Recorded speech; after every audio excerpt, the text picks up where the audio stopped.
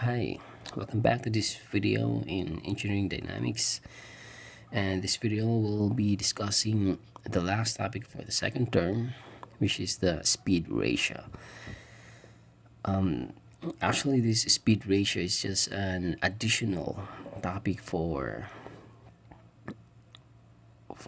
our lectures in the introduction to rigid body dynamics, or more specifically the kinematics of rigid bodies. So we already discussed that in rigid bodies, the additional equations that we had is the rotational equations. So a rigid body undergoes both translation and rotation, and there are cases that both these motion exist. So in our last video lectures, we already discussed those rotational equations and then the relationship of the rotational aspects or the rotational equations to the tip speed or the linear velocity equivalent of the angular velocity. And it's also true for the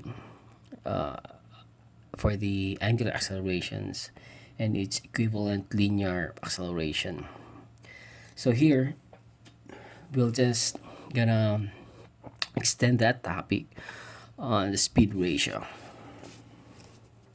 Okay, so let's get started.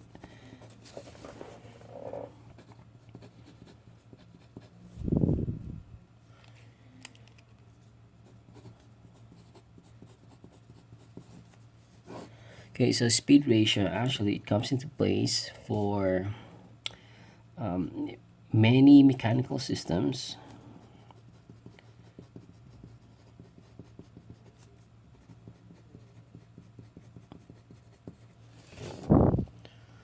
Okay, so many mechanical systems gets their power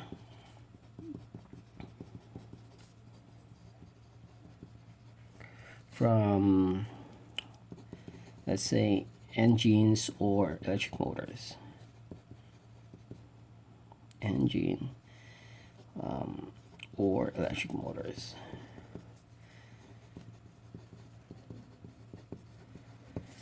Okay, so this engine actually, if we'll try to draw it here, let's say the electric motor.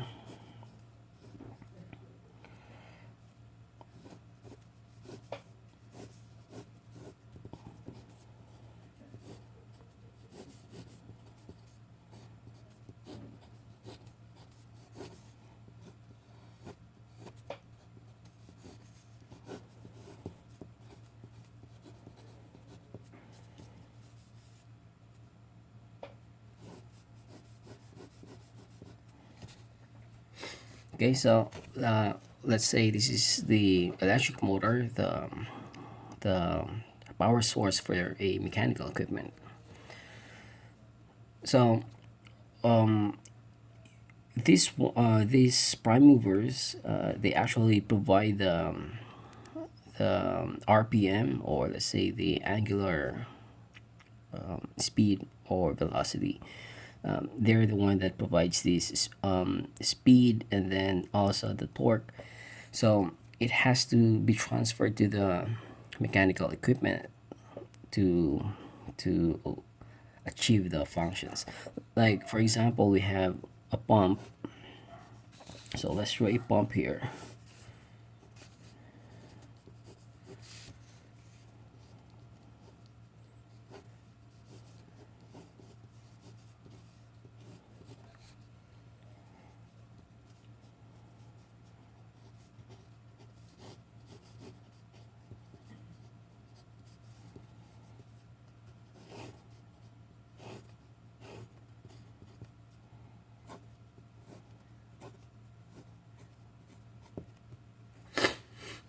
Excuse me.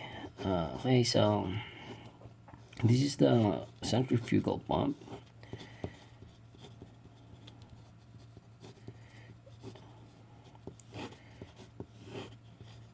So what this pump does is actually it increases the pressure of the fluid. So it sucks this fluid here. Let's say there's fluids here, and then it increases the pressure of this fluid so that it can provide a farther flow or something, and then it discharges it here. So here in the outlet, the pressure of this fluid is already increased because of this work done by the shaft. So from the electric motor, and so from this electric motor, we have a rotating shaft. So anything that there's a rotating shaft, like for example engines, then you can get power from that one. So here there's a rotating shaft. So how do you transport this power from this one, let's say speed and torque, from this one into here? So one way is the use of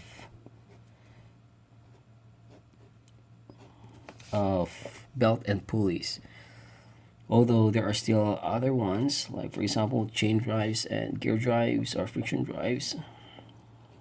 But for example, let's just use this.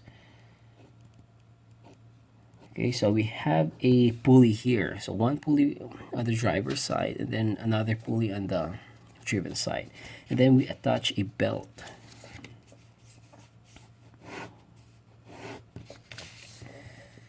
Alright, so let's say use the belt, and then this one is, let's say, the driver pulley, then this one is the driven pulley.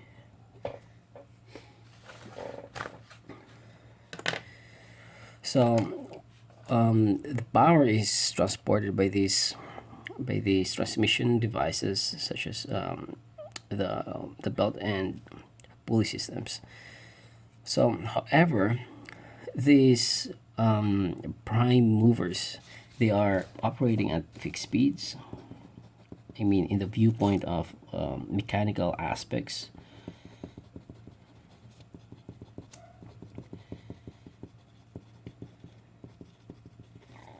or let's say torque.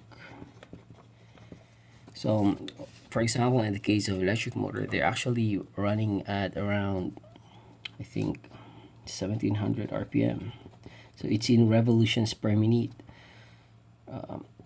Let's just write rpm here.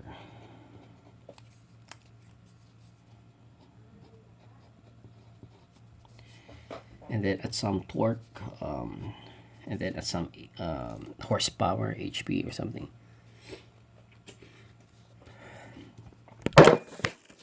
Sorry.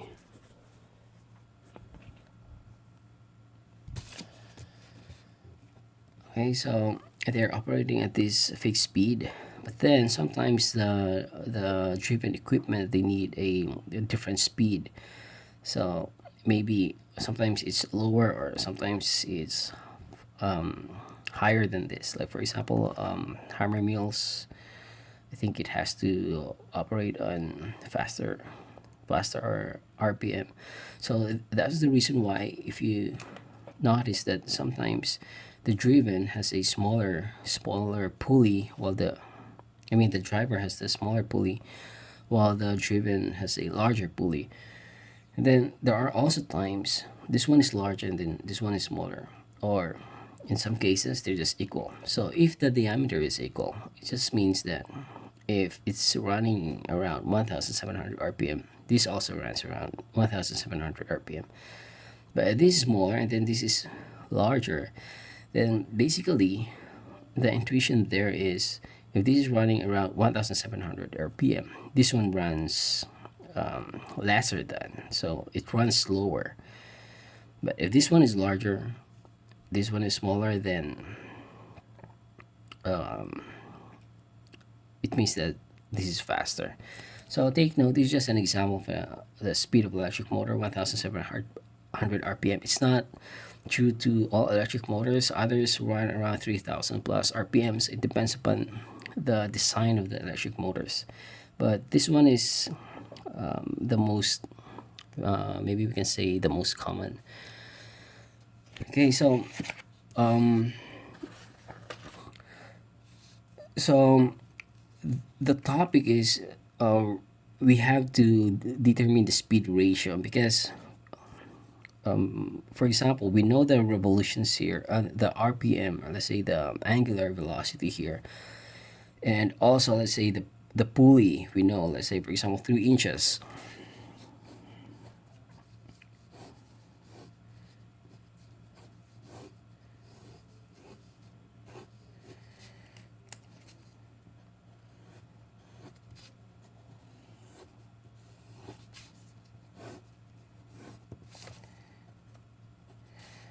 Okay, so for example, this is the driver, this is the driven, and let's say we know the speed. Let's say 1,700 RPM. Oh, sorry, RPM. And then let's say we use the diameter, or let's say radius or diameter of the pulley. Let's say we use 3 inches. So this one, if we use 4 inches, then what would be the RPM of this, or the angular velocity of this one? So this analysis falls into this topic, the speed ratio. So actually, I think it will also be discussed in your machine design course regarding this speed ratio thing for various mechanical elements, like as I've mentioned, the belt and pulley systems. So let's write it here: the power transmission devices.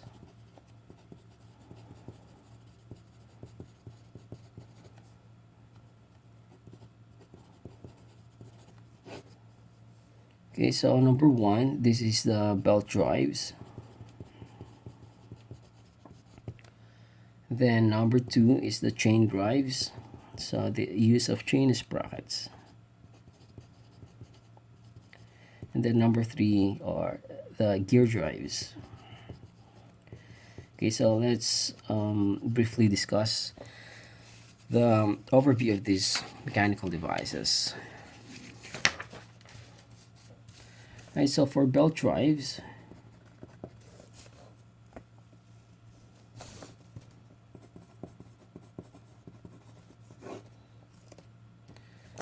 so actually there are many types of belt drive systems. So basically, it just includes belts and pulleys. So one example is the flat belts. So if this is your pulley, I'm drawing. Okay, let's try 3D.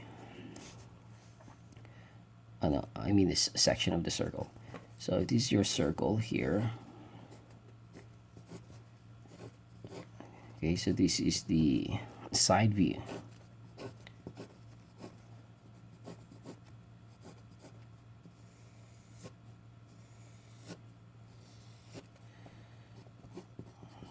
So the cross section of this belt is flat, but there are also cases where,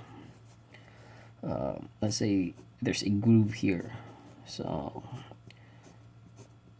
the cross section of the belt is something like a trapezoid, and they refer to this as V-belts, V-belt drives, and many others, like for example, cogged belts or timing belts. And so that's just the overview of this one. Next is the chain drives. So for the chain drives, they're actually composed of sprockets and chains. So the term is sprockets and chains. So for example,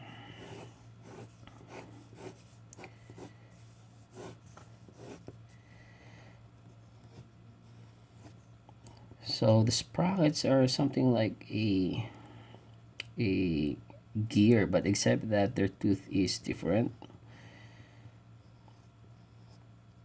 and their function is actually to be mated with with the chains. So again, there are also various types of chains, like roller chains, flat chains, whatever.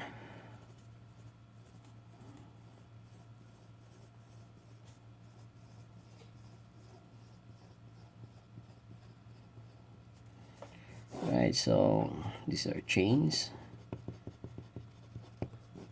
And then this one are sprockets. Okay, and then the last one is the gear drives. So probably these are the most familiar to you.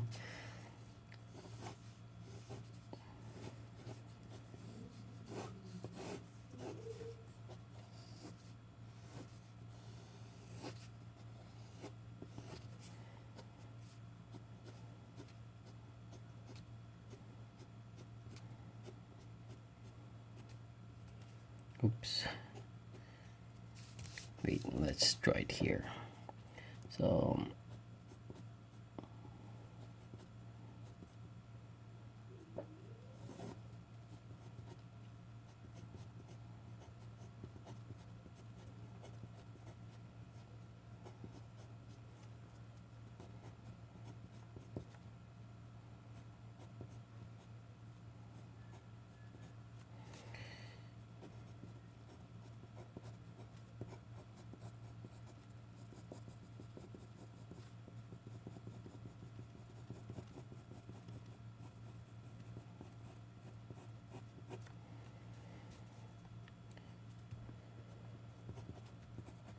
okay, so gear drives, basically they're just like a disc with tooths here,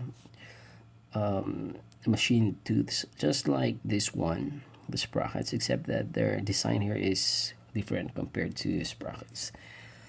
So if you notice the difference here, belts and pulleys, they're since the belts are flexible, then actually you can do a lot of configurations here. Like for example, you can do like the twist or the cross drive, they say. So for example, this is your driver, this is your driven, then you can cross the belt. You can also do like the typical one, so they call these open drives. And then another one is the quarter twist. I think it's like this. So at different axes. So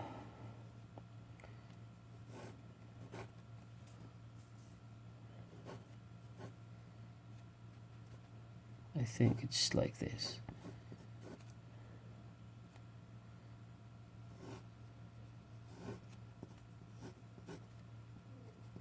So this is the belt, and then it wraps around here.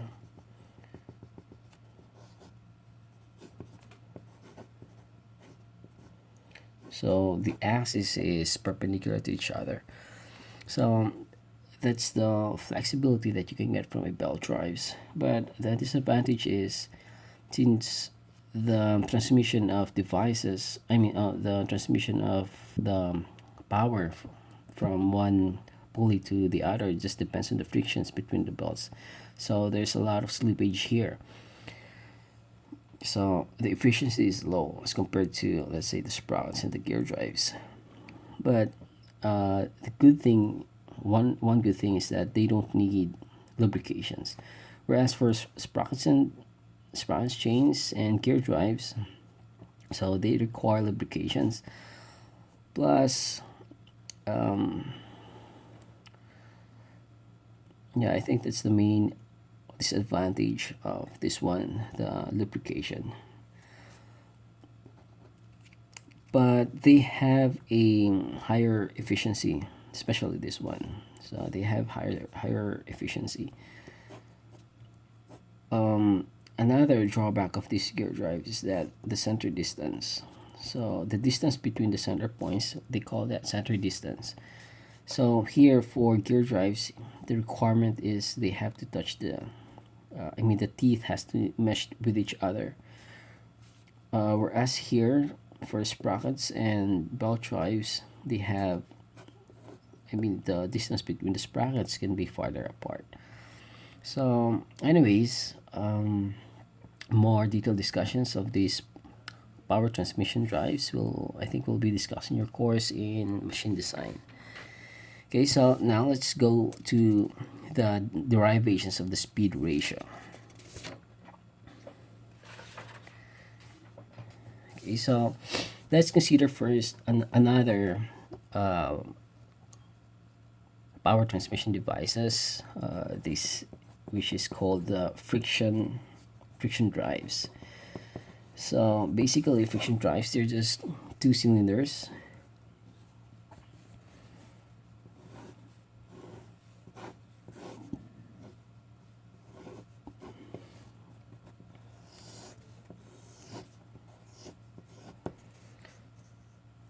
Okay, so it's transfer. One is the driver. It's just the same thing like a belt, except that they don't have belts, and then the surface here is in contact with each other, or you can view it like a gear without teeth. Anyways, so let's say one is the driver and then the other one is the driven. So if we know that there's a angular speed here, let's say this is A and then this is B,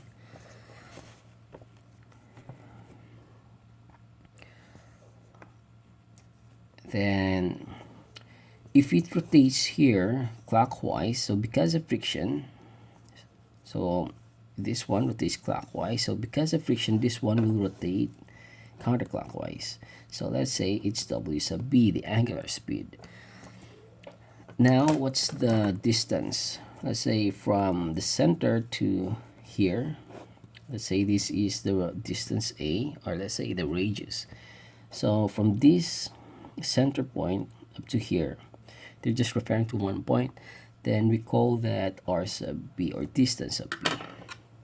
So the point here is, if you know the speed of the angular speed and the radius, then you can of A, then you can get the value of the linear velocity, the equivalent linear velocity. So let's say V sub A. Now notice that this velocity, this linear velocity at this point, he's also the one that he's also the linear velocity for this drive B.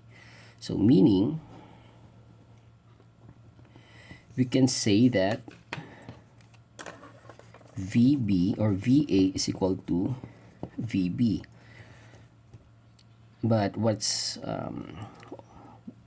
VA in terms of the angular component? It's just WA R sub A, or for VB it's just the same, W's B, the angular speed, times the radius B. So this is now the relationship,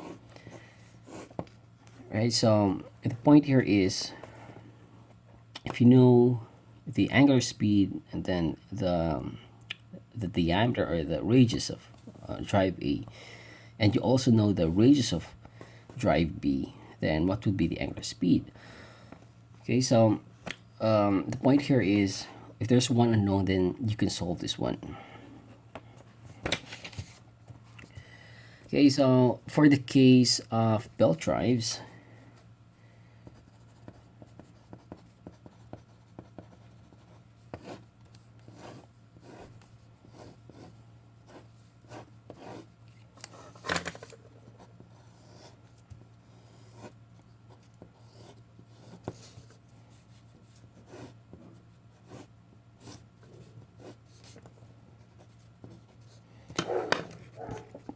okay, so here let's say this is the driver. So let's say it has an angular speed W sub A, and it has a radius, let's say radius R sub A. So what would be the linear velocity here? So the linear velocity, let's say V sub A. So take note, So this is the linear velocity. He's also the linear velocity at any point here along the belt.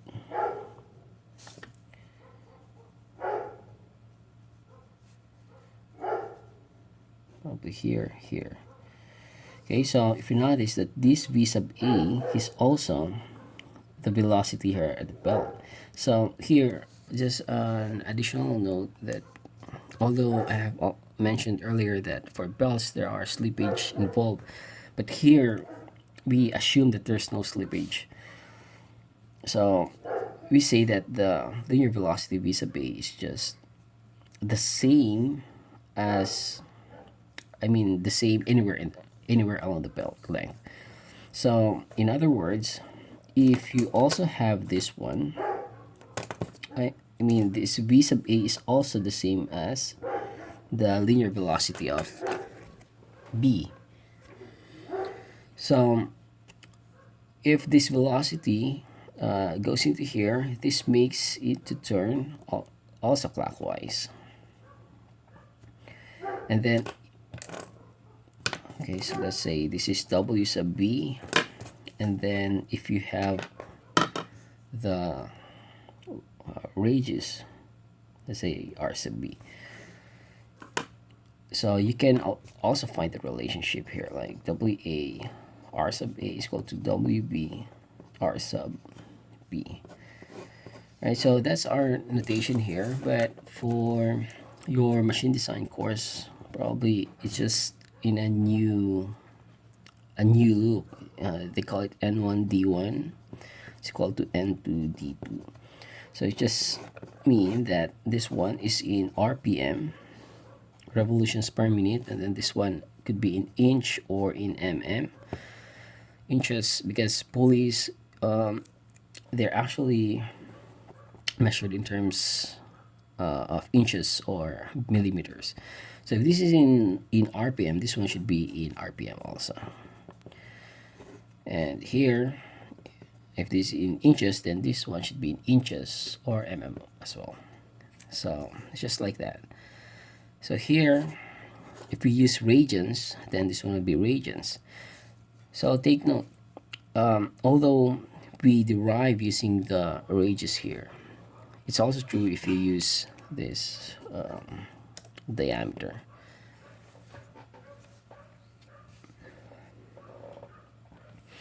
Right, so what else? So chain drives and gear drives.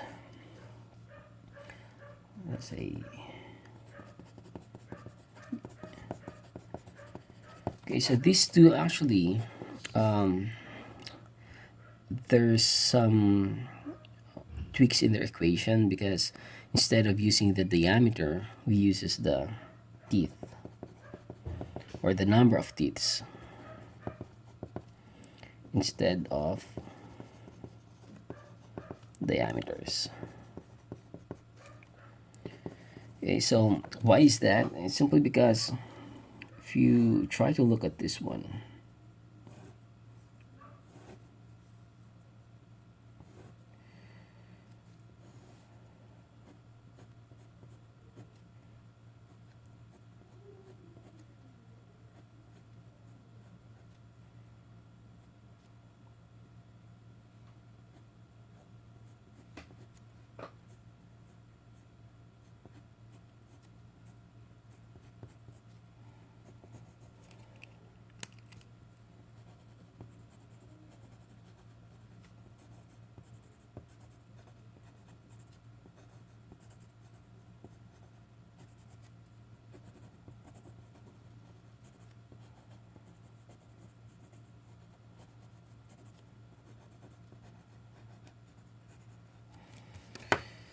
right? So the touching point here is, let's say,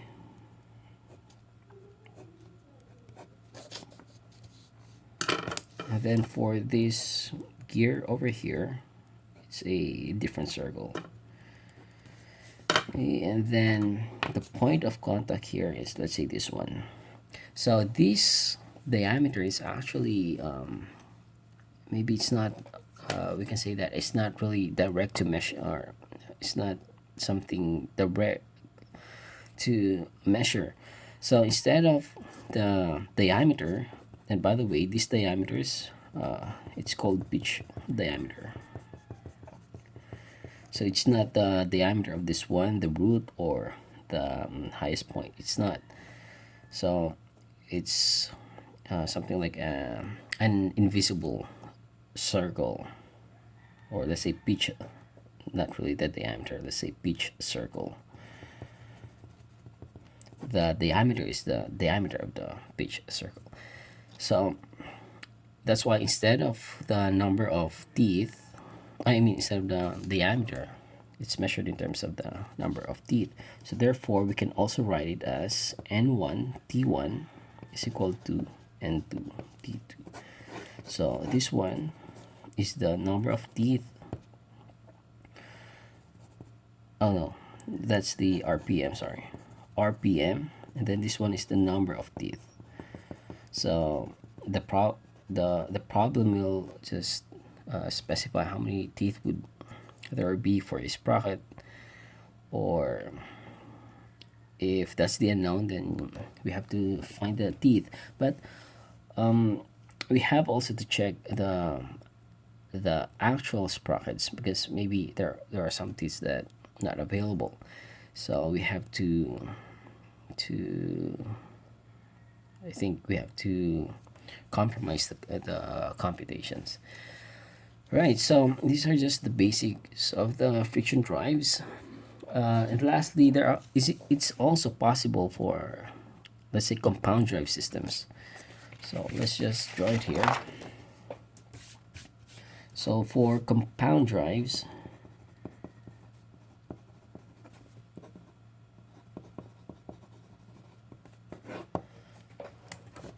okay, so compound drives means that, for example, this is your driver, and then it's connected here, or let's draw it 3D.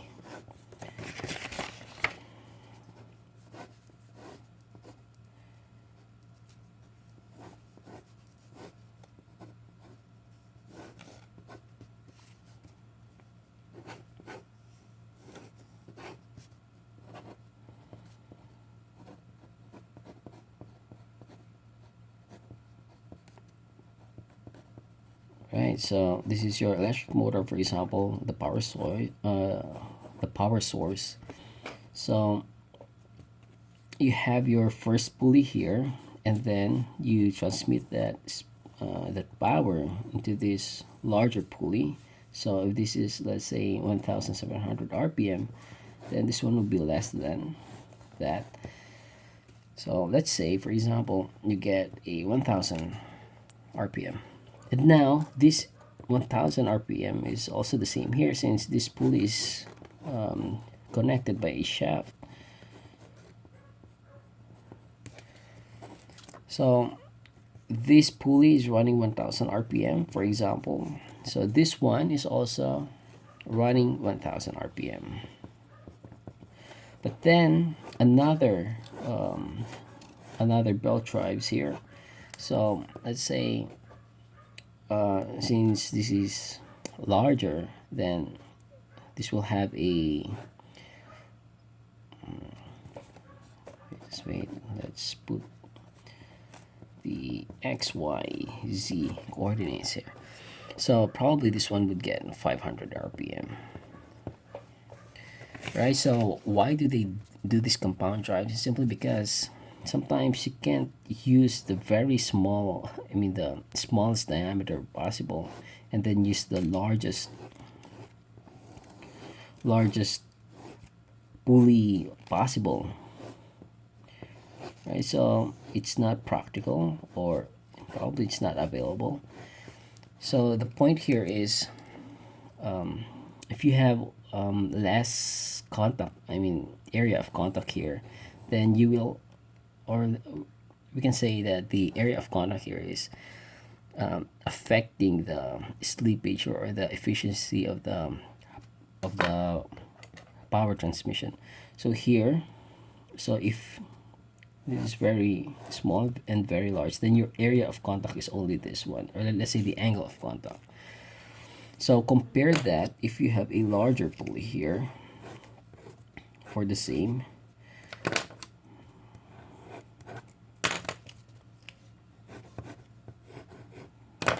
So you will get a larger angle of contact. So I mean you are more efficient with this. Plus there are codes that just says there's a limit between the, I mean, for a given center distance, what should be the minimum diameters of the pulleys. So they also do this with the chain drives, and also for the gear drives. If I mean the gear drives, they can also have compound drive systems, but there is also an equipment that, for example, it looks like this. It's just a box, but in it there's a lot of gear drive systems. So there's a shaft here, small shaft, like for example, and then another shaft here, let's say the output shaft. Okay, so if you attach a source over here, then let's say you get let's say when you have 1700 rpm, and if this gearbox ratio is 1:10, then you can get a 170 rpm over here. So there's a lot of gearbox designs. This one shown here are perpendicular, but there are also parallel ones. Plus also there are electric motors with gear drives already built in. So they call that as gear motors.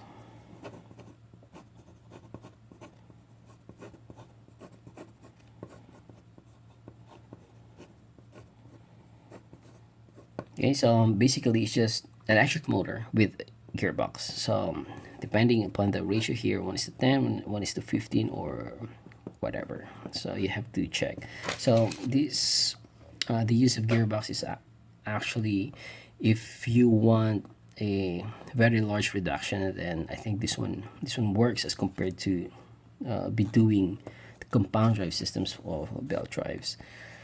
So this one has a lot of slippage here, so the efficiency is not that good. Here it's a compact thing, so it's compact and you can achieve the desired rpm at large reduction. So anyways, by the way, this one is just one configuration. You can also have different configurations here, basically. So anyways, I hope you've learned a lot in this video. In our next video, we'll be doing sample problems for this speed ratio. So probably we'll do 3 sample problems for this topic. All right, so see you in the next video.